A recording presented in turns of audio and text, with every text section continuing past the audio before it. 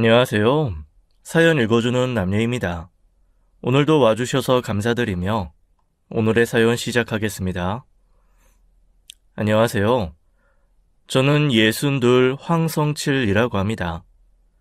우연히 사연 채널 영상을 눌러봤다가 지금은 팬이 되어 구독과 좋아요를 열심히 누르며 듣고 있는 호랩이에요. 저는 30년 넘게 과일 가게를 운영하고 있고 요즘은 외손녀 보는 낙으로 살고 있어요. 지금은 외손녀 재롱 보는 재미로 웃음이 떠날 날이 없지만 불과 3년 전만 해도 아주 뒷목 잡을 만한 일을 겪었답니다. 세상에 뭐 저런 인간이 다 있나 싶은 사람 때문인데요. 그 인간 때문에 내 딸 인생을 망칠 뻔했던 일만 생각하면 지금도 몸서리가 쳐지네요.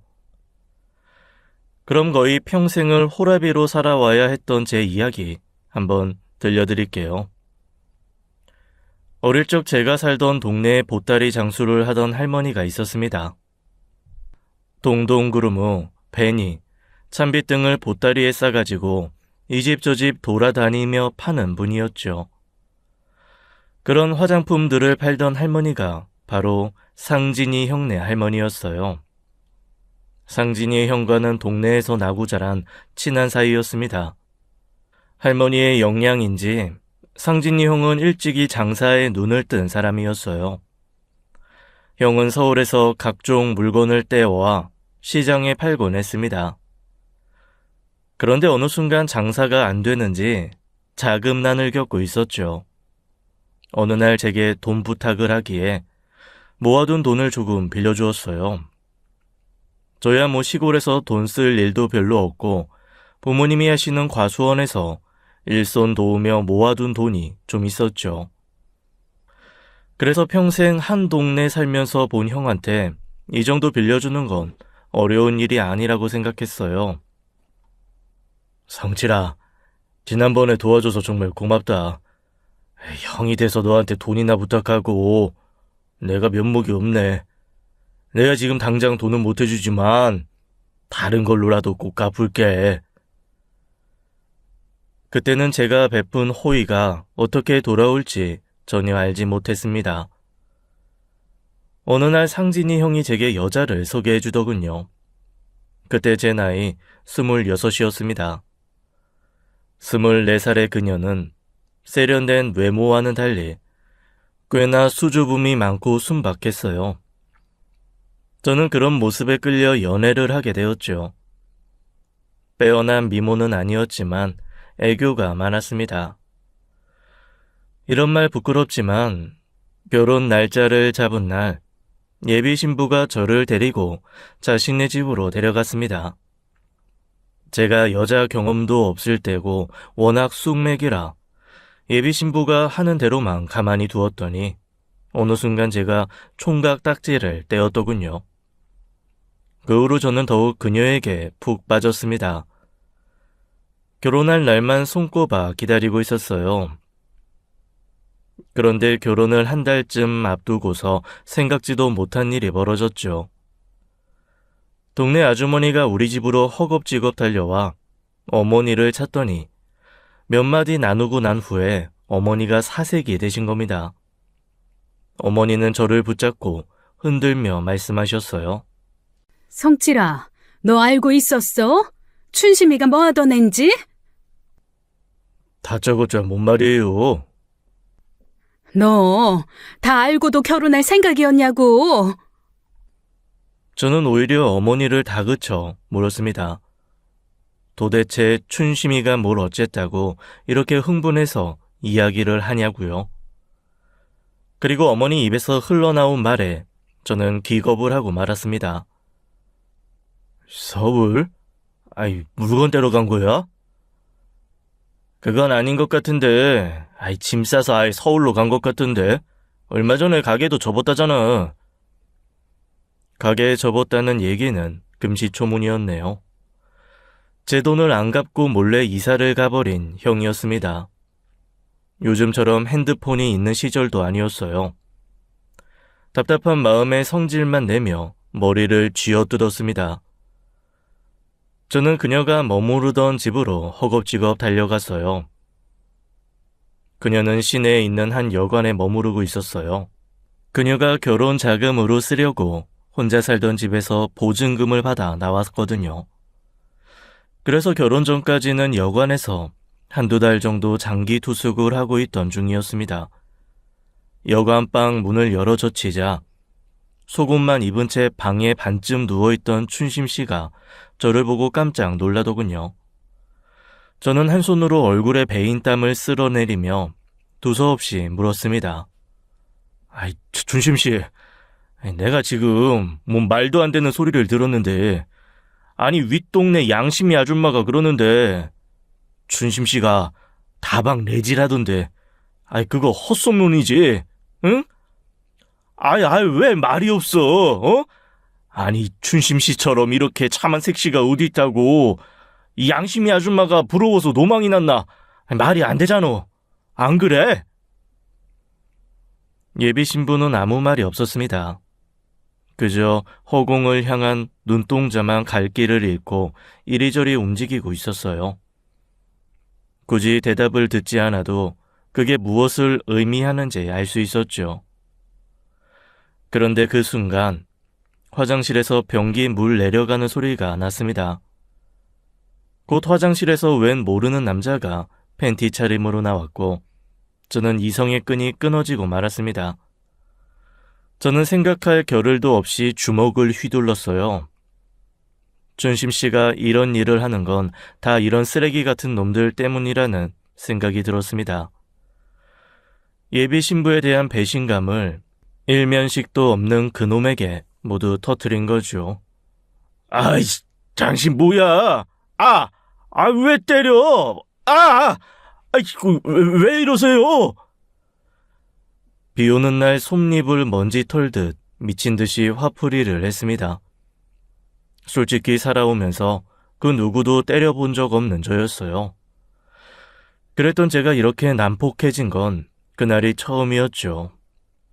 난투극이 벌어지자 소란스런 소리에 같은 층 투숙객들이 방문을 열고 구경을 했습니다.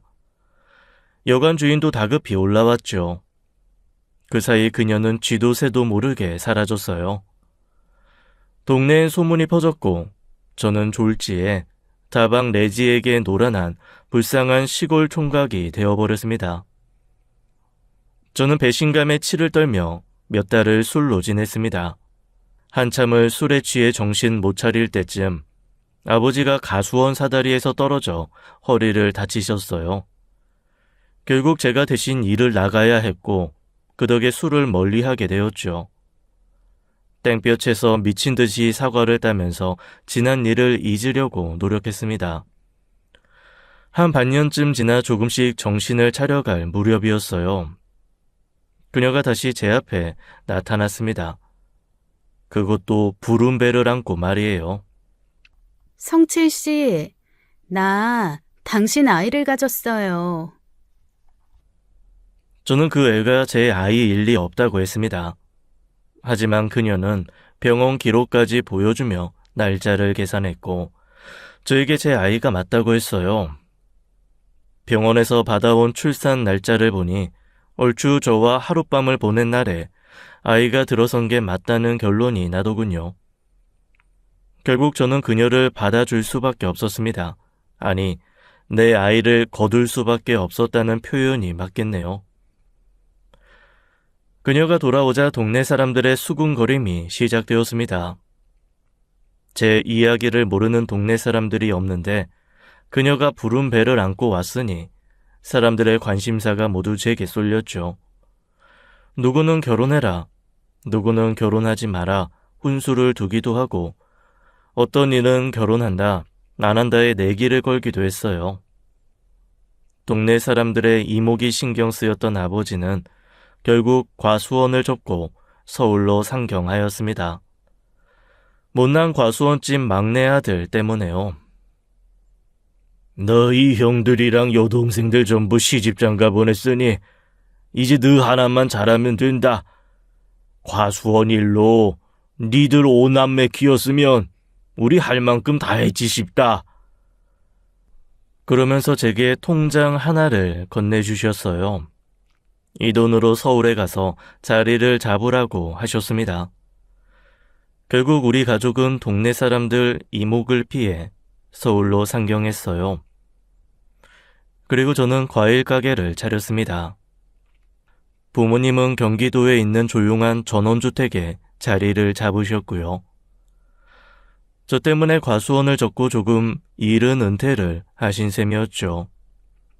그때부터 저는 아내와 함께 살게 되었습니다. 내 가족이라 생각하고 품어주고 나니 날 배신한 해픈 여자라는 인식도 바뀌더군요.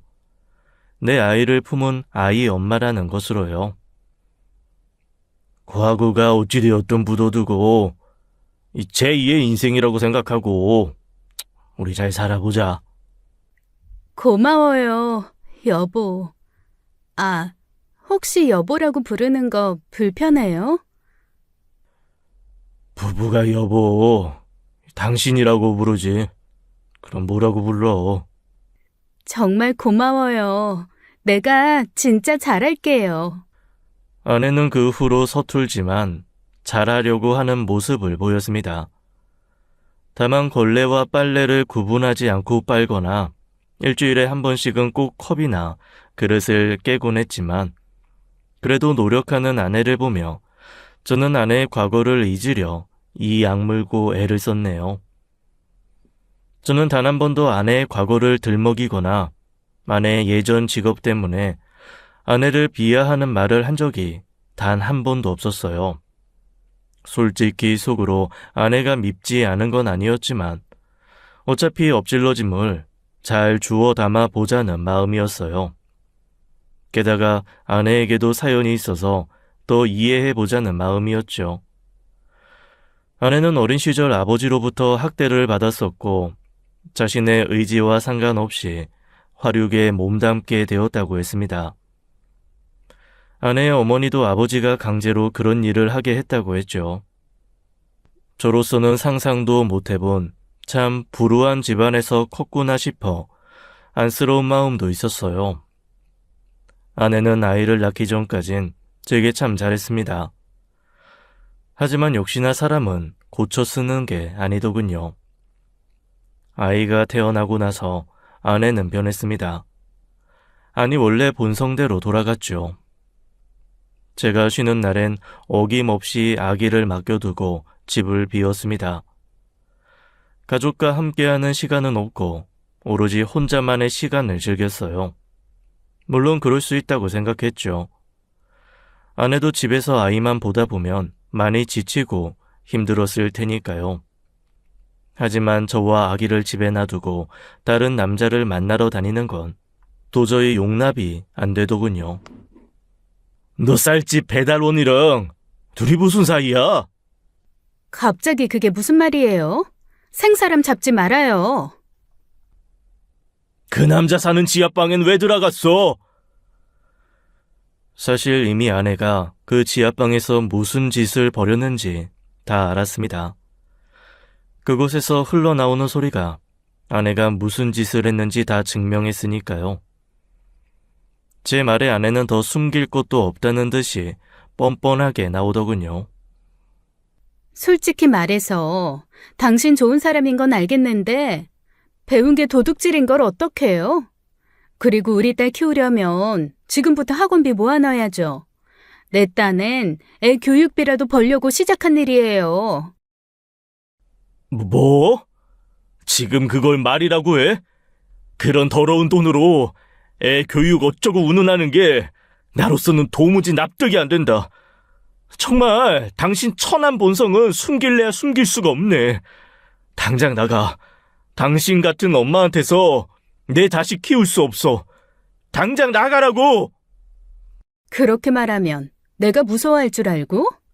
나라고 지금까지 좋아서 여기 붙어 있었는 줄 알아? 돈이라고 꼴랑 몇 푼 벌지도 못하는 주제에 당신 같은 촌뜨기가 어디 가서 나 같은 여자 만나겠어? 이래봬도 내가 서울에서 엄청 잘 나갔어. 왜 이래? 괜히 시골에 내려갔다가 똥 밟은 건 나라고. 알아? 호강에 겨운 줄도 모르고? 뭐? 천박? 이쪽 업계에도 급이라는 게 있어. 나 정도 급이면 당신한텐 과분하다고. 내가 지금 무슨 말을 듣고 있는 건지 너무 어처구니가 없어 말도 안 나오더군요. 제가 할 말을 아내가 말하고 있었습니다. 그리고 정말로 아내는 그 길로 나가버렸어요. 나중에 애 찾으러 오겠다는 말을 남기고서요. 저는 차라리 잘 됐다고 생각했습니다. 아이가 아무것도 모를 때 아내가 먼저 떠나줬으니까요.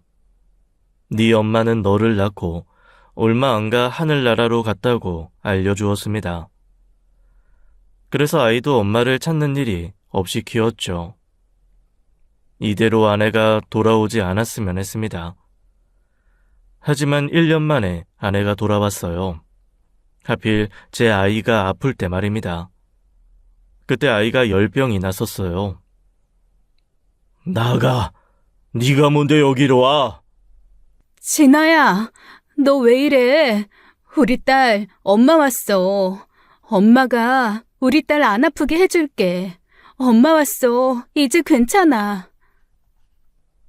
지금 뭐 하는 거야? 나가라는 말 안 들려?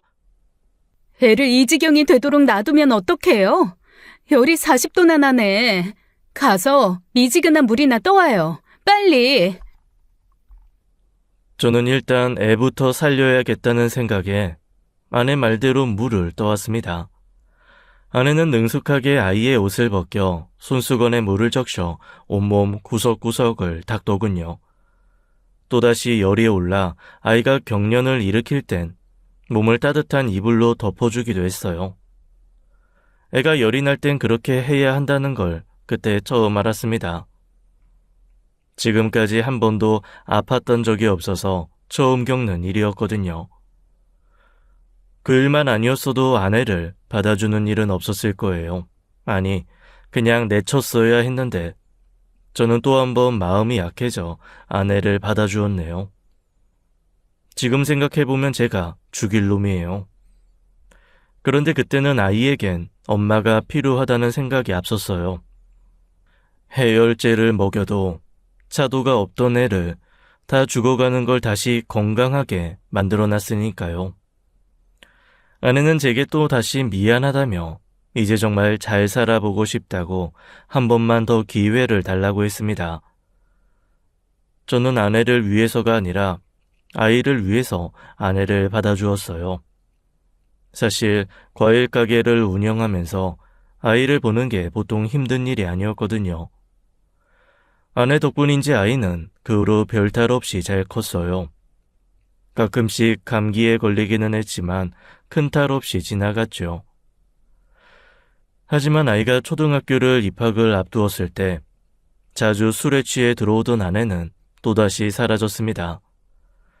알고 보니 만나던 남자와 헤어지며 절 찾아왔던 거고 새로운 남자를 만나면 다시 집을 나간 거였어요. 아내에게 새로운 남자가 생겼을 때 아내와 자주 고성이 오고 갔습니다. 그러던 어느 날 딸은 제 엄마가 집을 나가는 걸 보게 되었어요. 아빠로서 너무 미안했습니다. 그래서 아이에게 더 잘해주려고 애를 썼어요.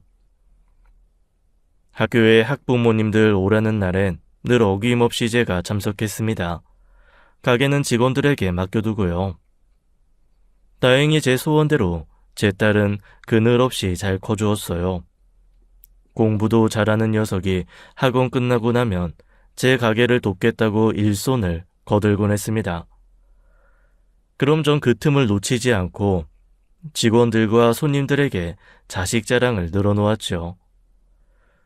저는 일부러 가게에 온 손님들까지 모두 들으라는 듯 큰 소리로 물었어요. 딸, 오늘 성적표 나오는 날 아니야? 귀신이네. 어떻게 알았어? 우리 딸 성적표 한번 볼까? 아유, 어디 내나 봐. 참, 아빠도 창피하게. 사람들도 많은데 무슨 성적표를 보여달라고 해. 싫어. 그냥 집에 가서 봐요. 괜찮아. 아빠는 우리 딸 꼴등해도 상관없어. 열심히 하는 게 중요하지. 어디 보자, 성적표가. 저는 딸의 가방에서 성적표를 꺼내 모두들 보라는 듯이 펼쳐놓고 큰 소리로 읽었습니다. 국어 100점, 수학 100점, 영어 100점, 전교 1등? 아이고, 우리 딸, 이번에도 전교 1등 한 거야. 야, 도대체 뭘 먹고 이렇게 공부를 잘해? 제가 그렇게 말하면 딸도 맞장구를 치며 대답하곤 했어요. 뭐 먹긴. 아빠 가게 과일 먹고 똑똑해졌지. 이 포도를 먹으면 그렇게 머리가 맑아진다잖아. 게다가 이건 뭐 거의 치매 예방약이나 다름없대. 포도에 있는 성분이 뇌에 그렇게 좋다던데? 그렇게 말하는 걸 들은 손님들은 너도 나도 할 것 없이 포도를 박스채 집어가곤 했습니다. 젊은 손님들은 자식 먹인다고 가져가고 어르신들은 치매 예방이 좋다니 집으로 배달해달라고 주문을 넣고 가곤 했어요. 딸은 저를 보며 눈을 찡긋했고 저도 딸에게 눈 한쪽을 찡긋 감아주었어요. 딸과 저는 그렇게 콩짝이 잘 맞는 항상이었죠. 딸은 제 인생에서 가장 소중하고 귀한 보물이었어요. 세상 그 무엇과도 바꿀 수 없는 보물이요. 행복으로 하루하루를 채워가던 어느 날 부고 연락을 받았습니다. 아버지가 돌아가셨어요. 장례를 치르고 난 후 저는 어머니를 집으로 모셔왔습니다. 어머니가 살림을 맡아주시고 저는 가게 일에 전념할 수 있었어요. 딸아이는 열심히 공부를 하더니 자기가 원하는 대학에 턱하니 붙었습니다. 우리나라에서도 최고라는 대학이요. 저는 가게 앞에 현수막을 걸었습니다. 서울대 땡땡학과 황진아 입학을 축하합니다. 라고요. 그 현수막을 볼 때마다 절로 입이 귀에 걸렸어요. 단골 손님들은 축하한다고 말해주고 친한 시장 상인들은 제 딸 아이에게 용돈까지 지어주었죠. 딸아이는 대학에 들어가더니 공부도 노는 것도 열심히였습니다. 그렇게 열심히 살아온 딸아이는 대기업에 취업하더니 결혼할 남자를 소개해준다며 집으로 데려왔어요. 아빠, 여기는 내 첫사랑 김민수 씨. 딸아이는 예비 사위를 이렇게 소개하더군요. 고등학교 때 잠깐 사귀었다가 수능 공부 때문에 헤어졌던 남자친구라고 했어요. 그리고 회사에서 운명처럼 다시 만났다고 했습니다. 둘이 인연이 꽤 깊구만. 둘이 이렇게 인연이 되려고 다시 만난 모양이야. 그럼 자네 사는 동네가 이 근처인가? 네, 아버님. 저기 윗동네 쪽에 제가 살던 곳이에요. 윗동네라면 고급 주택들이 늘어서 있는 동네였어요. 속으로 어느 정도 집안 형편이 넉넉하겠다 싶어 내 딸 고생은 안 시키겠구나라는 마음이 먼저 들더군요. 그래도 똑똑하고 예쁜 제 딸에 비하면 무한정 제 딸이 아깝기만 했죠. 곧 상견례가 잡혔어요. 저는 상견례 한 달 전부터 매주 목욕탕에 들렀습니다. 시장에서 일한다고 지저분하다고 흠 잡히고 싶지 않았거든요. 이발도 깔끔하게 하고 안 쓰던 바디 로션까지 사서 매일 발랐어요. 예비 바깥 사돈 델프는 초등학교 교장 선생님이었고 안사돈은 얼마 전까지 학원 원장이었다가 은퇴했다고 했습니다. 안사돈도 원래는 학교 선생님이었다고 했죠. 교육자 집안이라고 하니 왠지 주눅이 좀 들었습니다. 저는 가방끈도 짧고 평생 공부랑은 거리가 멀었거든요. 그래도 제가 이태껏 열심히 살아왔다는 것만큼은 자부심을 가지고 있었어요. 누구 앞에서든 당당하게 얘기할 수 있을 만큼이요. 기죽지 말고 내 딸을 사랑해줄 가족인지 눈 똑똑히 뜨고 보고 오자라는 마음으로 상견례장으로 향했습니다. 그리고 대망의 상견례 날 제가 얼마나 겁먹고 온갖 걱정을 하며 이 자리에 왔는지 깨달았죠. 예비사돈 내외는 정말 교육자답게 예의도 바르고 생각도 올바른 분들이었어요. 제 딸과 어머니를 어떻게 대하는지만 봐도 느껴졌죠. 사돈들은 첫 만남에 저희 어머니부터 챙기더라고요. 진아 할머님이 옆에서 진아를 많이 챙겨주셨다고 들었어요. 할머님 덕분에 진아가 참 어른들 공경할 줄도 알고 예의도 바른 것 같아요. 이건 제가 할머님 드시라고 직접 만든 한과입니다. 저희 친정어머님이 전수해 주신 전통 한과 만드는 방법으로 만든 건데 한번 들어보세요. 진아한테 할머님이 단 거 좋아하신다고 들어서 준비해 봤어요. 아이쿠, 이렇게 안 챙겨줘도 되는데 이 손만이 가는 걸 다 만들어주고 너무 고맙네요. 한과도 한과지만 이 늙은 할머니까지 챙겨주는 그 마음이 너무 고맙네. 아이고, 주책맞게 눈물이 다 나네요. 저희 어머니는 진아가 좋은 시어른들과 인연을 맺게 된 것에 기뻐하시며 눈물까지 흘리셨습니다. 진아는 그런 할머니께 손수건을 건네주고 어깨를 감싸서 안아주기까지 했죠.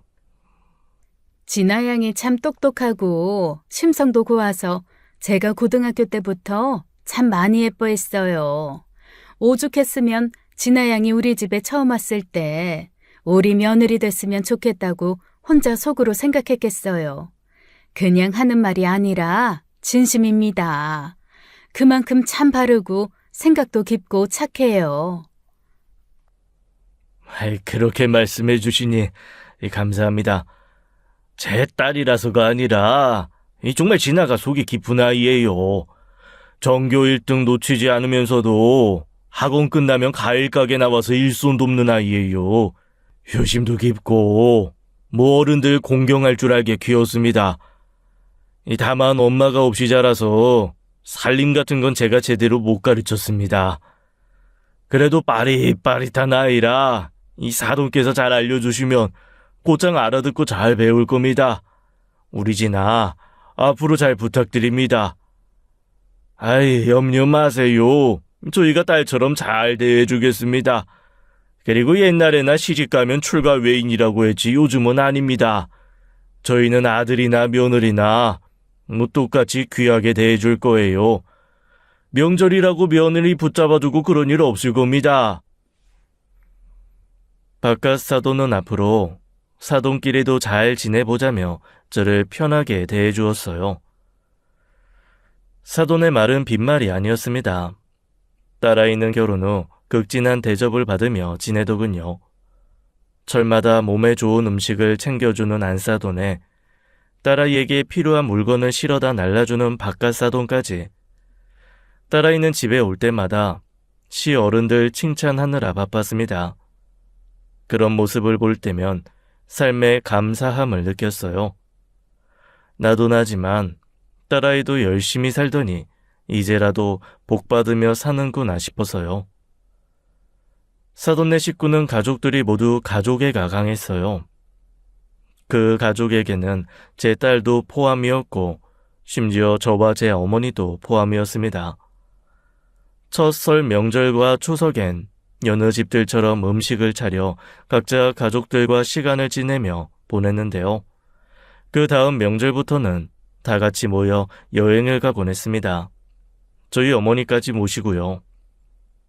사돈네 식구들과 함께 여행을 간다는 게 어려운 자리인 게 분명한데 모두가 모이면 전혀 어색함 없이 즐거운 시간을 보내게 되더라고요.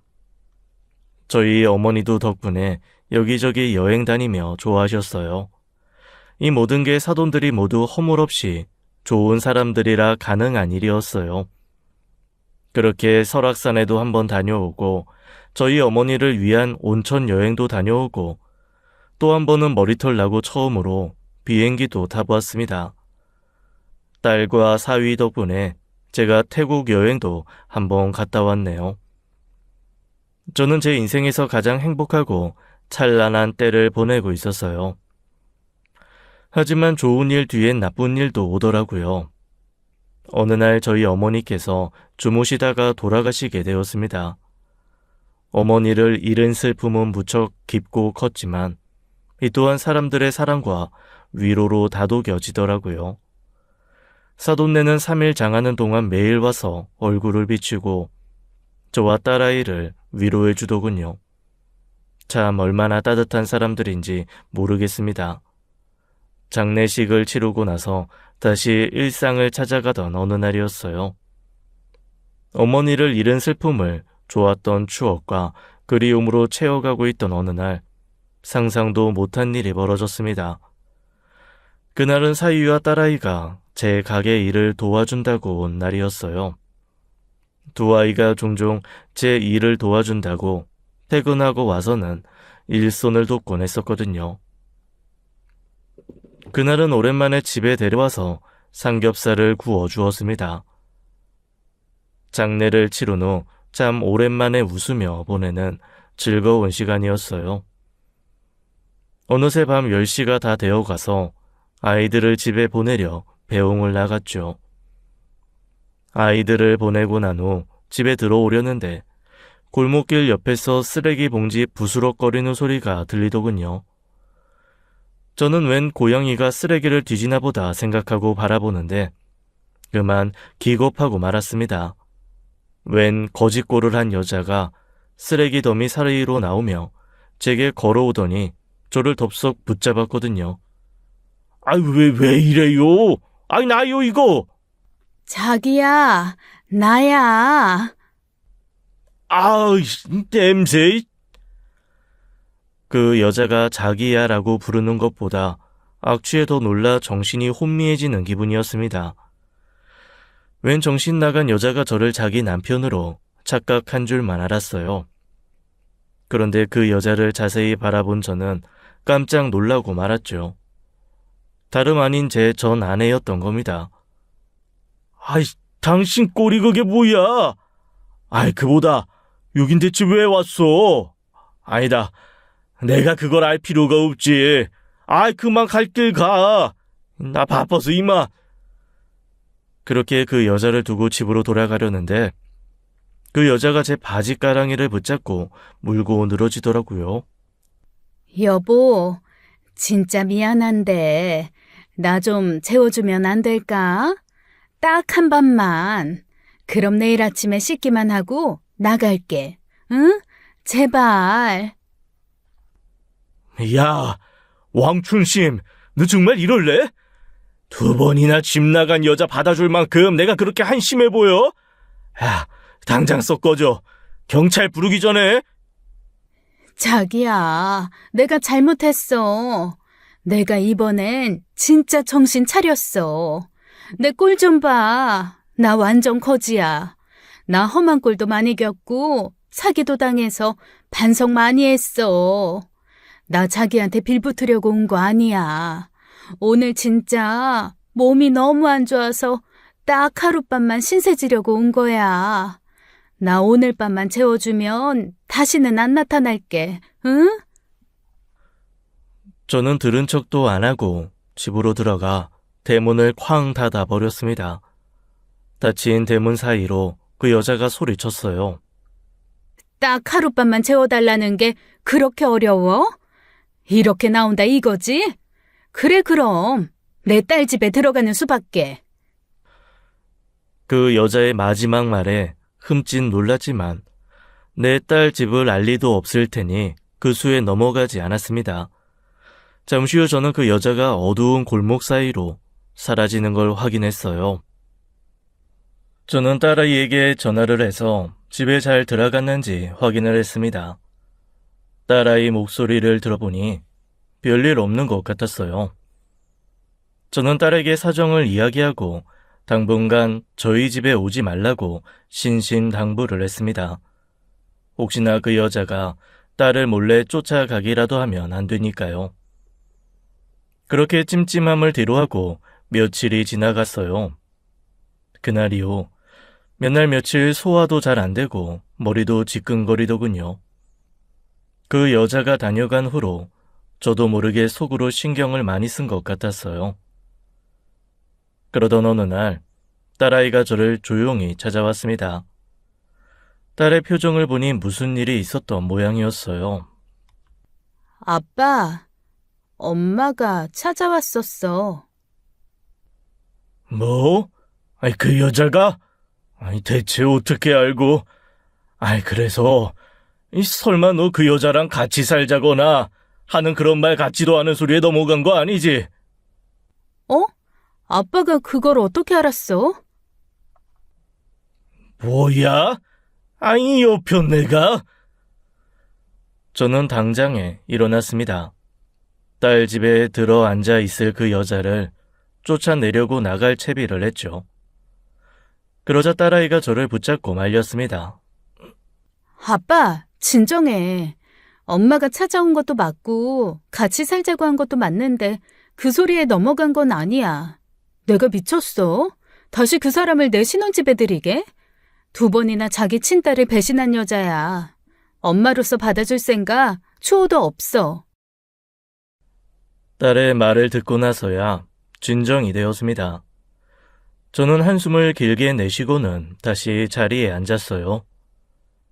그래, 잘했어. 그 여자 이름만 엄마지. 엄마 노릇한 거 하나도 없어. 또다시 그 여자 말에 속아 넘어가서 우리 딸 힘들어지는 일 없었으면 좋겠다. 딸은 고개를 끄덕였습니다. 딸의 말로는 그 여자가 아파트 벨을 누르고 귀찮게 하는 바람에 경찰까지 불러서야 쫓아냈다고 했어요. 저는 딸에게 앞으로 귀찮게 굴면 그냥 경찰 부르라고 했죠. 그런데 그 여자 얼굴에 철판을 몇 겹을 깔아놓고 사는 건지 보통 낯짝이 두꺼운 게 아니었습니다. 어느 날 사위가 다급하게 전화가 왔더라고요. 장인어른 큰일 났어요. 빨리 저희 집으로 좀 와주세요. 무슨 일인데 그러나? 설마 우리 진아한테 무슨 일 생긴 거야? 지금 진아가 진아야! 그렇게 전화는 끊겨버렸습니다. 저는 무슨 상황인지 알 수가 없으니 걱정되는 마음에 심장이 덜컥 내려앉았어요. 신발이 짝짝이인 줄도 모르고 아무거나 꺾어 신고 딸의 집으로 달려갔습니다. 그리고 아파트 아래 현관에 도착해서야 무슨 일이 벌어진지를 알았어요.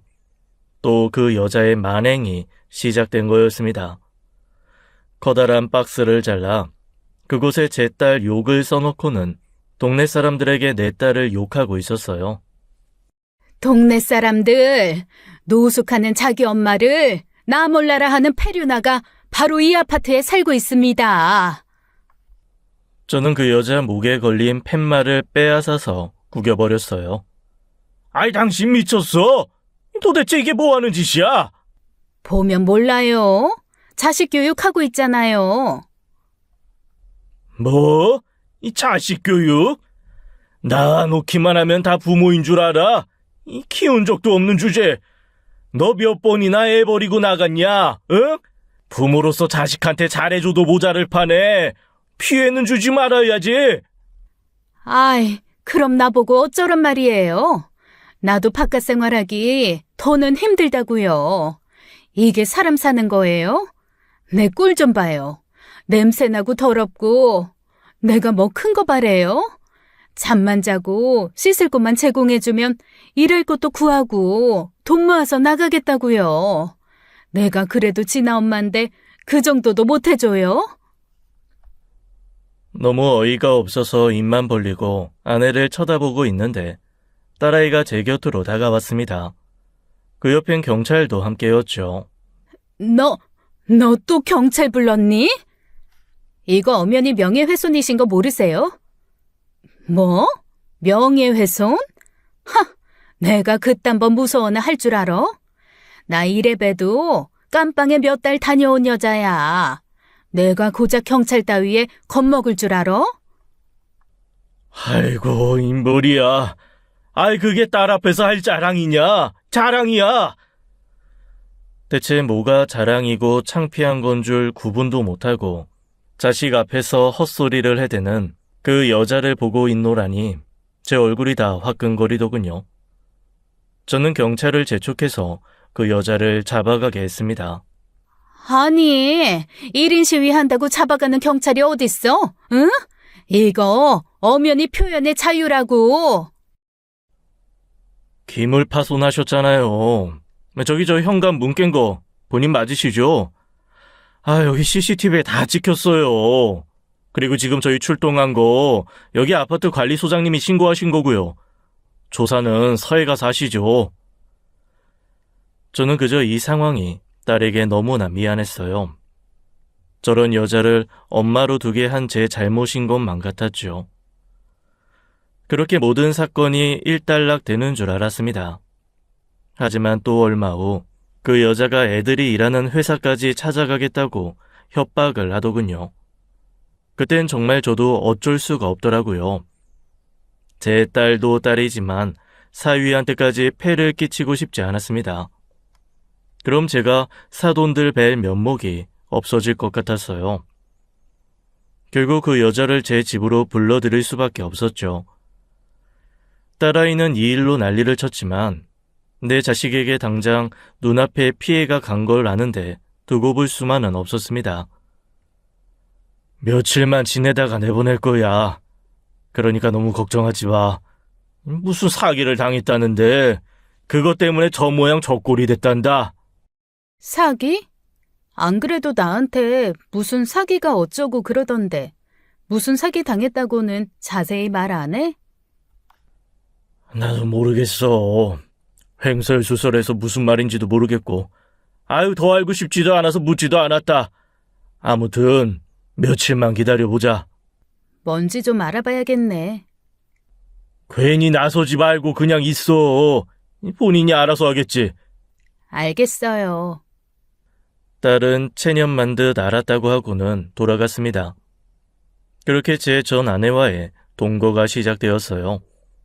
그런데 이 여자 여전히 제 버릇 못 고친 건지 밤만 되면 제 방에 들어오려고 별짓을 다 벌이더군요. 밤마다 야한 속옷을 입고 돌아다니질 않나 낮에는 쫙 달라붙는 쫄쫄이 옷을 입고 운동을 한다고 거실을 차지하고 있질 않나 멀쩡했던 제 눈엔 녹내장이라도 올 것 같았어요. 전 아내는 어떻게 해서든 저랑 다시 잘해보려는 마음 같았습니다. 하지만 어림도 없었죠. 저는 제 방문 안쪽에 자물쇠까지 달고 제게 달려드는 전 아내를 매몰차게 밀어냈습니다. 단호한 제 모습에 아내도 지쳤는지 입을 대빨 내밀고는 툴툴거리더군요. 당신, 나 없는 사이에 남자 구실에 문제 생긴 거 아니에요? 어떻게 나 같은 여자를 두고 그렇게 돌부처처럼 굴어? 어디 건강에 이상 생긴 거 아닌지 병원에 가봐. 그 헛소리 할 시간에 식당 면접이라도 보러 다녀. 사람이 뻔뻔해도 정도가 있어야지. 어휴. 전 아내는 식당에 일을 구하더니 돈을 벌기 시작했습니다. 제 힘으로 땀 흘려 일해보는 게 처음이었는지 퇴근만 했다 하면 입에 식당 사장 욕을 달고 살더군요. 혼자 떠들든지 말든지 저는 TV 볼륨 소리를 제대로 키우거나 방으로 들어가 문을 닫아버렸어요. 시종일관 그 여자 하는 말엔 무시로 일관했죠. 그렇게 거의 한 달 가까이 흘러갈 무렵이었습니다. 아내 때문에 스트레스를 받는 와중에도 명절은 찾아오더군요. 명절을 목전에 두고 사돈댁에서 여행을 가자고 연락이 왔더군요. 처음엔 거절을 했습니다. 제가 집에 일도 있고 해서 이번 여행은 같이 가기가 어려울 것 같습니다. 죄송합니다, 사돈. 신경 써서 연락 주셨는데. 안 그래도 애들한테 이야기 들었습니다. 며느라이 친모가 집에 와 계시다고. 그것 때문에 사돈이 불편해하신다는 말 진아한테 들었어요. 그러니 오히려 더 여행을 가셔야죠. 이참에 바람이나 쐬러 가십시다. 이번엔 겨우 1박 2일밖에 안 됩니다. 이번 명절마다 여행 가는 사람들이 늘어서 펜션 예약하기가 하늘의 별 따기랍니다. 애들이 이미 예약도 다 해놨다네요. 게다가 제가 사돈 아니면 무슨 낙으로 여행을 가겠습니까? 저랑 술 한잔 하시면서 이야기나 나누시죠. 그렇게 바깥 사돈의 끈질긴 설득에 여행을 가게 되었습니다. 전 여행 전날 조용히 짐을 꾸렸죠. 그리고 그 다음날 나갈 채비를 하고 나가려는데 그 여자가 저를 불러 세우더군요. 그리고 봉투 하나를 내밀었습니다. 그 안에 10만 원이 들어있었어요. 이게 뭐야? 나 어제 월급 받았잖아. 내가 개같이 일해서 벌어온 피 같은 돈이야. 내 숙박비라고 생각하고 너도. 뭐? 아이, 그걸 왜 지금 말해? 저는 그 봉투를 본 순간 기분이 날아갈 것 같았어요. 그래서 저도 모르게 활짝 웃었나 봅니다. 그걸 본 그 여자가 제 표정을 보더니 코 맹맹이 소리를 해서는 헛소리를 하더군요. 어? 아니, 지금 자기 감동한 거야? 내가 월급 받아와서? 아, 그야 당연하지. 월급 나왔으면 진작 말을 하지 그랬어. 어머머? 왜? 뭐 파티라도 열어주게? 파티는 개뿔. 아이고, 도로 가져가, 너 써. 너 숙박비로 쓰려면 요즘 물가가 올라서 10만 원으로 몇 밤이나 자겠냐? 아이, 얼른 가서 짐 싸서 나와. 짐? 무슨 짐? 돈 받았으니까 이제 여인숙이든 어디든 갈 수 있겠네. 아이, 당장 나가. 뭐? 아니, 나 숙박비 냈잖아. 이거 받으라니까. 나 여기서 몇 달만 더 있다가 돈 모아서 나갈 거야. 그러니까 그 숙박비로 다른 데 가서 자라고. 너 전에 그랬지? 돈 없어서 그러니까 하룻밤만 재워달라고. 아, 이제 돈 있으니까 여기 빌 붙지 말고 나가. 한 번만 더 들러붙으면 그냥 너 죽고 나 죽자. 누구 마음대로 여기서 몇 달을 더 살아. 아유, 징글징글해. 나가. 아이, 당장 나가. 저는 그 여자 방에 들어가 짐을 챙겨서 문 밖에 던져버렸습니다. 어머, 뭐 하는 거야? 뭐긴 뭐야. 당신 내쫓는 거지. 이 물귀신 같은 거. 아유, 찰거머리 년. 한 번만 더 내 딸 찾아가면 그땐 진짜 내가 가만 안 둬. 아, 명심해. 전 그 여자를 뒤로 하고 집을 나왔습니다. 비밀번호도 전부 바꾸고요. 그 여자 저를 쫓아와 제 팔에 매달리더군요. 저는 그 팔을 뿌리치고 얼른 차에 타서 출발했습니다. 콧노래가 절로 나왔어요. 액땜했다는 생각을 하니 속 시원한 마음이 들더군요. 아이들과 만나기로 한 휴게소에서 점심도 먹고 숙소에 도착하니 기분도 한결 더 좋아졌습니다. 이야, 아이, 펜션이 아주 멋있네. 집도 크고. 그치? 나랑 민수 씨가 2달 전부터 야심차게 예약해둔 곳이야. 방도 3개나 있고 화장실도 3개라 이용하기 편하실 거예요. 아빠랑 시어른들은 1층 쓰시면 돼요. 왼쪽이 아빠 방, 오른쪽이 어머님네 방. 다리 튼튼한 저희가 2층 쓰기로 했어요. 그래, 고맙다. 곧 사돈들도 도착을 했습니다. 바깥 사돈과 함께 장작을 피우고 애들 먹일 고기를 구우려고 숯불도 준비하고 있었어요. 그런데 그 순간 저 멀리서 낯익은 모습의 누군가가 걸어오더라고요. 해가 져가는 시간이라 그게 누군지 확실히 보이진 않았는데 이상하게 머리가 쭈뼛 서더라고요. 그건 다름 아닌 제 전 아내였습니다. 아니, 당신. 나만 두고 혼자 가면 어떡해요. 내가 이 동네 펜션 다 뒤지느라 얼마나 힘 뺀 줄 알아요? 아이, 참 너무하네. 어머, 이분들이시구나. 우리 진아 시댁 어른들이. 안녕하세요. 저 진아 엄마예요. 거기에 모인 모두가 경악하고 말았어요. 알고 보니 택시를 타고 제 차를 미행했더군요. 동네 어귀에서 제 차를 놓치는 바람에 뒤늦게 펜션을 찾아오게 된 거라고요. 정말 찰거머리도 이런 찰거머리가 없었습니다. 여기가 어디라고 와? 당장 안 꺼져! 그런데 그 여자, 제 말은 귓등으로도 안 듣고 안사동을 향해 다가가더라고요. 어머나, 고기 굽고 있었구나. 제가 구울게요. 집게 주세요. 제가 고기 하나는 기가 막히게 굽거든요. 그리고는 막무가내로 집게를 뺏어서 고기를 굽기 시작했어요. 제가 집게를 도로 뺏어서 그 여자를 억지로 데리고 가려고 하자 그 여자가 아프다고 소리를 지르더군요. 아유, 아파요. 이거 놔요. 손목 다 부러지겠네. 저는 그러던지 말던지 더 꽉 잡고 끌고 나가려 했죠.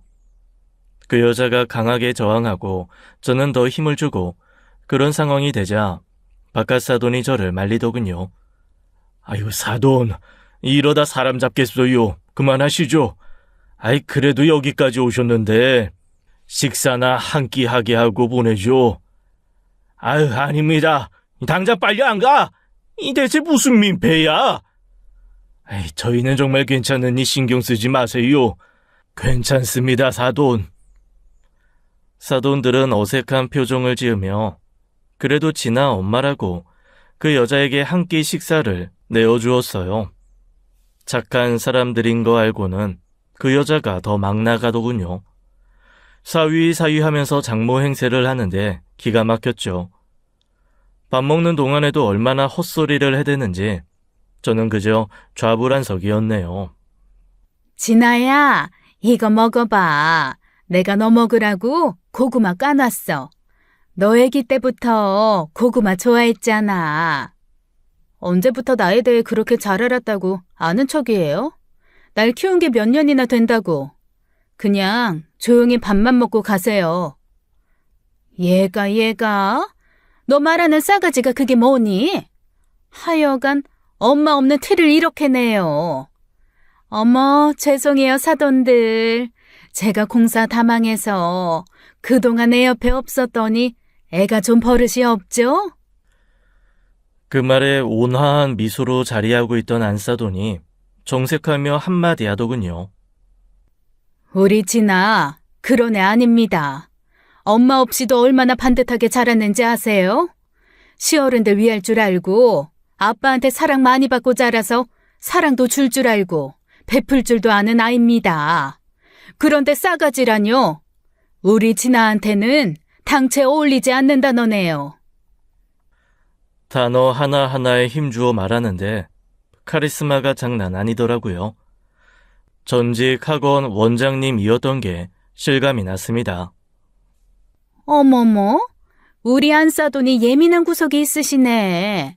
사돈들도 있는 자리에서 내 딸이 말을 함부로 하길래 제가 단돌이 좀 한 건데 그게 그렇게 고깝게 들리세요?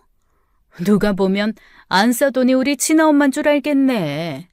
나 참, 대기업 다니는 며느리라 뺏길까봐 그래요? 내 딸 꿰차고 덕 좀 볼 생각인가 본데 누가 뭐래도 얘 엄마는 저예요. 앞으로 효도를 받아도 내가 받고 용돈을 받아도 내가 받아야 한다고요. 꿰차다뇨. 게다가 효도에 용돈이요? 그렇게 말하는 걸 보니 그쪽이야말로 그럴 심산으로 바깥사돈 집에 들어온 겁니까? 제가 분명히 말해두지만 우리 진아, 내 아들이랑 잘 살게 가만히 내버려 두세요. 안 그러면 내가 가만 안 둘 겁니다. 어머머? 지금 나 협박하는 거예요? 나 참 기가 막히고 코가 막혀서 에휴, 기분 잡쳐서 밥도 못 먹겠네. 난 잠이나 자러 가야겠네. 내 방 어디예요? 정말 세상에 이런 인간이 다 있나 싶을 정도로 뻔뻔한 사람이었어요. 이 와중에 잠까지 자고 갈 생각을 하다니 말이죠. 제가 당장 돌아가라고 말하려는 찰나 안사돈이 먼저 말했습니다. 이거 어쩌죠? 그쪽이 잘 방은 없는데요. 불청객인 거 그만 티내시고 이만 돌아가 주시죠. 누구더러 가라 말아야? 그리고 지금 이 깜깜한 밤에 나가라니. 내가 뭐 어떻게 돼도 상관없다 이거예요? 사람 참 야박하네. 고작 하룻밤 자는 거 가지고. 치사하고 더러우면 그냥 가면 되지 입 아프게 말은 뭐하러 길게 해? 어머머? 뭐야? 지금 나한테 반말한 거야? 해보자는 거야 뭐야? 이러다 싸움 붙겠다 싶었을 때 박하사돈과 제가 나섰습니다. 저는 안사돈을 진정시켰고 박하사돈은 그 여자를 잘 방으로 안내했죠. 그 여자가 방으로 들어가고 난 후에야 불난집에 불이 좀 꺼진 느낌이었어요. 절로 깊은 한숨이 새어나왔습니다. 정말 면목 없네요. 아닙니다. 이게 박하사돈 잘못은 아니죠. 진아한테 대충 이야기 듣긴 했지만 정말 몹쓸 사람이네요. 진아야, 그래도 널 낳아준 엄만데 내가 이렇게 말해서 미안하다만 난 네가 그동안 저런 엄마 밑에서 잠시라도 지냈을 걸 생각하니 마음이 다 아프다. 아니에요. 어머님이 이해해 주신 것만으로도 감사하죠. 그나저나 어머님 아버님께 죄송하네요. 우린 신경 쓰지 마라. 어차피 한 번은 정리하고 지나가야 할 사람인 것 같은데 이 기회에 어떤 사람인지 정확히 알았으니 우리도 앞으로 어떻게 행동할지 정해야겠다. 너한테는 우리들이 있으니 걱정하지 말고 무슨 일 있으면 꼭 얘기해. 혼자 끙끙 앓지 말고 민수 네가 아내 잘 챙겨라. 내 아버지, 여보 이리 와. 우리 산책이나 한 바퀴 돌고 오자. 사위는 딸아이를 위로하기 위해 산책을 나갔고 남은 세 어른들만 모닥불 주위에 둘러 앉아 있었어요. 거머리 같은 그 여자 탓에 그날 밤 우리는 앞으로에 대해 논의하게 되었습니다. 워낙 철판 깔고 막무가내인 사람을 맡기란 쉬운 게 아니더군요. 더군다나 아이들을 볼모로 자기 멋대로 구는 게 영 눈에 거슬렸어요. 사돈 어른들은 제게 가게와 집을 이사가는 게 어떻겠냐고 제안했죠. 심지어 돈이 부족하면 보태주겠다는 말까지 하면서요. 저도 모아둔 돈은 꽤 있어서 돈은 문제가 되지 않는다고 말해주었어요. 다만 걱정인 건 제가 이사를 가더라도 아이들 집이며 직장까지 알고 있다는 게 문제였습니다. 애들은 이직까지 염두에 두고 있고 집은 당분간 시댁에 들어가 있다가 집이 팔리는 대로 이사를 가면 어떻겠냐고까지 이야기가 나왔어요. 그것도 방법이겠다 싶더군요. 대충 앞으로의 방향이 정해지자 박하사돈은 피곤해서 먼저 들어가겠다고 했습니다. 안사돈과 저는 아이들이 올 때까지 기다리다가 들어가기로 했죠. 이야기를 마친 지 1시간쯤 지나자 딸 내외가 들어왔고 우리도 모두가 잠자리에 들기 위해 각자 정해진 방으로 들어갔습니다. 그런데 잠시 후 깍 하는 안사돈의 비명소리가 들려왔어요. 저는 씻다가 말고 후다닥 거실로 나왔고 아이들도 2층 계단을 우당탕탕 내려왔습니다. 모두가 문 앞에 다다르자 누군가가 사람 살려 하며 소리를 지르더군요. 사위가 사돈네 방문을 급히 열자마자 눈앞에 기겁할 상황이 펼쳐졌습니다. 그리고 모두가 그 광경에 경악하고 말았어요. 안사돈과 그 여자가 엉겨붙어 서로 머리채를 잡고 빙빙 돌고 있었습니다. 사람 살려 하며 소리치는 건 다름 아닌 그 여자였죠. 그런데 그 여자의 차림새가 아주 과간이더군요. 빨간 속옷을 입었는데 거의 반은 뚫려 있어서 아주 눈을 뜨고 볼 수조차 없더라고요. 이 여자가 미쳤나? 딸내미 앞길 망칠 일 있어? 그 손 당장 못 놔! 저는 달려들어가 안사돈 머리채를 움켜잡은 그 여자의 손가락을 완력으로 떼어냈어요. 이 와중에 박하사돈은 팬티만 입은 차림으로 으어으어만 외치고 있더라고요. 아마도 박하사돈은 잠들었다가 비명소리에 깨서는 눈앞의 광경에 당황한 모습이었습니다. 그날 처음 알았어요. 안사돈이 그렇게 무서운 사람인 줄 말이에요. 한 마리의 살쾡이처럼 손톱을 이리 휙 저리 휙 하는데 손끝마다 그 여자 팔과 얼굴에 빨간 줄이 쫙쫙 그어졌죠.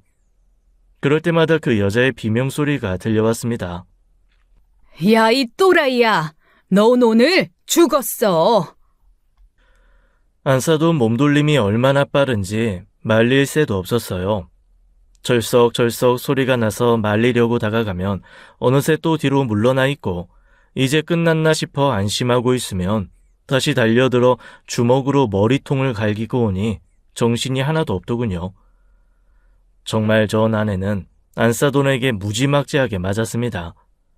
난투극이 벌어지던 중 딸아이가 폰을 확인하더니 어딘가로 전화를 하더군요. 싸움이 커져서 경찰을 부르는구나 싶었어요. 모두가 달려들어서야 두 사람을 뜯어 말릴 수가 있었습니다. 서로 험한 욕이 오고 갔어요. 잠자는 내 남편한테 무슨 짓 하려고 했어? 이 남자 어떻게 해서 꼬셔보려고 그랬냐? 무슨 소리야. 난 그냥 화장실 다녀왔다가 방이 헷갈려서 여기서 잠들었던 것뿐이야. 웃기고 있네. 어떤 미친 여자가 속옷만 입고 가족끼리 온 펜션에서 돌아다녀? 네가 이 방에 들어와서 훌러덩 벗어던진 옷들이 여기 버젓이 널브러져 있는데 안 봐도 뻔하지. 못 믿으면 더 할 말 없고 그보다 나 당신한테 맞은 거 그냥 안 넘어가. 경찰 불러서 콩밥 먹여줄 테니까 그런 줄 알아. 콩밥은 아줌마가 먹겠죠. 내가 정말 당신이란 인간을 그래도 날 낳아줬다는 사실 하나로 꾸역꾸역 참아왔는데 그 인내심도 오늘까지예요. 더는 봐줄 수가 없네. 아줌마, 이제 그만 우리 인생에서 꺼져줘요. 뭐? 아줌마? 싸가지 없이 엄마한테 아줌마? 싸가지? 당신이야말로 인간 말종인 거 내가 모를 줄 알아? 내 몸에 조금이라도 당신 피가 흐른다는 게 치욕스러울 뿐이에요. 아하, 이게 좋은 집에 시집 갔다고 자기를 낳아준 엄마도 무시하려는 모양인데 너 나 안 모시면 내가 절대로 떵떵거리면서 못 살게 할 거야. 알겠어? 언제까지 그렇게 당당할 수 있으려나 모르겠네. 거의 시간 됐네요. 곧 도착한다고 했으니까. 하! 뭐 경찰 따위 안 무섭다고 내가 전에도 말하지 않았나? 경찰은 너네 시어머니가 겁내야 할걸? 내가 누굴 불렀는지는 두고 보자고요. 전 아내는 얼굴을 이죽거리며 실실거리고 웃고 있었어요. 잠시 후 딸의 말대로 이 밤에 누군가 펜션으로 들이닥쳤습니다. 그런데 이상하게도 경찰이라는 사람들이 경찰차도 안 타고 검은색 봉고에 사복을 입고 왔더라고요. 보통 사복은 형사들이 입는 걸로 아는데 말이에요. 그런데 그들이 도착하기 직전까지도 여유로운 얼굴로 앉아있던 그 여자가 점점 안절부절 못하더군요. 그 사복을 입은 사람들 얼굴을 확인하더니 그 여자 아주 혼비백산해서 주랭랑을 치더라고요. 주랭랑 치려는 걸 딸과 사이가 붙잡았습니다. 이거 놔. 이거 놓지 못해? 야, 이거 놓으라고. 야, 왕충심이, 너 내 눈에 띄는 순간 네 제삿날이라고 했지? 너 일로 와. 그러면서 4명의 사람들이 우르르 몰려가 그 여자를 둘러쌌습니다. 그리고는 검은색 봉고에 태우더군요. 살려주세요, 대표님. 제가 그 돈 갚을게요. 조금만 시간 주면 내가 그 돈 갚는다니까. 내 딸이 대기업다녀. 어? 사람들은 아랑곳하지 않고 그 여자를 데리고 갔어요. 봉고차가 출발하고 나자 산속 펜션에 정막이 흐르더군요. 아, 이게 대체 어떻게 된 거야? 그 여자가 말한 사기꾼, 그거 조사 좀 했지. 알고 보니 전 아내가 사기를 당했다고 했던 게 아내가 먼저 사기를 치고 그 돈을 또 다른 제3자에게 사기를 당했다고 하더군요. 아내는 자기가 사고 친 건 숨기고 자기가 사기 당한 것만 얘기를 했던 거였는데 눈치 빠른 딸아이가 그걸 조사해서 진실을 알아낸 거였어요. 조폭들 돈을 사기쳤더라고. 간도 크지. 그 여자를 끌고 간 사람들이 조폭들이었다고 했어요. 그 사람들이 내가 저 여자 딸인 거 알고 나한테 돈 받아내려고 하더라. 그래서 내가 그랬지. 그 여자 위치 알려주면 우리 가족 안 건드릴 거냐고. 어제 답장 왔더라고. 위치 알려달라고. 그래도 딴애는 나 낳아준 정 생각해서 생각 중이었는데 오늘 하는 짓 보니까 정말 그래서 아까 연락한 거야. 이제 더 이상 엄마도 뭐도 아니니까 데려가라고. 그 여자한테 사기당한 돈은 차용증을 만들어서 갚게 하던 말던 알아서 하시라고. 그랬더니 좋은 생각이라면서 고맙다고까지 하더라. 아마 지금 그 차용증 쓰고 있을걸? 딸은 그 후 시부모님께 죄송하다고 사죄했고 사위는 늘 한결같이 딸아이를 위로해 주었습니다. 저 또한 이번 일을 겪고 얼굴을 들 수 없었어요. 그럼에도 불구하고 사돈들은 저와 제 딸을 예전처럼 똑같이 대해주고 있습니다. 그 후로 지금까지 단 한 번도 그 여자에게서 연락 온 적이 없어요. 살았는지 죽었는지 모르겠습니다. 솔직한 심정으로는 앞으로는 2번 다시 얼굴 보고 싶지 않네요. 제 딸은 그 후 임신을 해서 양가에서 귀한 대접 받으며 잘 지내고 있습니다. 어느덧 막달이에요. 어느 날 딸이 그러더군요. 난 아직 만나지도 못한 내 아이가 이렇게나 소중한데. 딸은 더 이상 말을 잇지 못했습니다. 저는 딸아이 어깨를 토닥여 주었어요. 대신 아빠가 있잖아. 아빠가 죽을 때까지 우리 딸 곁에서 지켜줄 거야. 고마워요, 아빠. 아빠가 내 아빠라서. 나도 아빠처럼 우리 아들 잘 키울 거야. 진짜 잘 키울 거야. 그 여자만 빼면 우리 가족은 너무나 완벽합니다. 사위와 사돈들도 여전히 좋은 사람들이고요. 너무 뻔뻔한 사람과 인연을 맺는 바람에 내 딸 인생을 망칠 뻔했던 아찔한 이야기 들어주셔서 감사합니다. 마음고생한 만큼 앞으로 더 잘 살아가려고 노력하겠습니다. 지금까지 사연 읽어주는 남녀였습니다. 끝까지 함께 해주신 여러분 감사드리며 저희는 다음 사연으로 돌아올게요. 감사합니다.